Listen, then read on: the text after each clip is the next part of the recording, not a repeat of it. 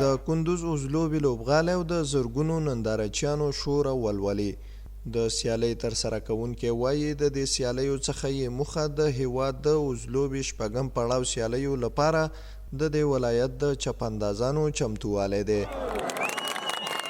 خواست ما از بزرگا موی سفیدا از کلانهای قندوز همی است که همه بزکش‌ها را چپاندازا را حمایت بکنن، تشویق بکنن، دیگه امکانش باشن اسب خوبتر بخرن.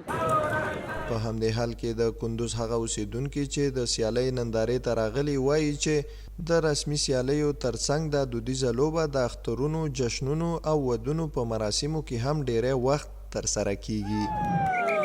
د امنیت له فضا لاندې خلک نن د جمعې ورځې د مسابقاتو ورځ د خوشحالي لمانځي او د دې په څنګ کې زمونږ ملي بزکشان یعنی ملي لوبډله د بزکشي الحمدلله پیاوړي دي، له امنیت نه الحمدلله برخمن دي او ډیر زیاد خوشحاله دي.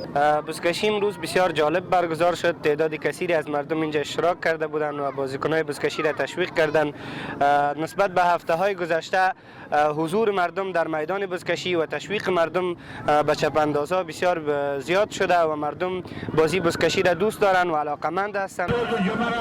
دا سیالۍ د کندوز چپاندازانو د چمتووالي په موخه د دې ولایت په ورزشي لوبغالي کې داسې مهال ترسره شوي چې ټاکل شوې د روانې اونۍ پنجشنبې په ورځ د افغانستان اوزلوبې ملي لیګ شپږم پړاو سیالۍ پیل شي.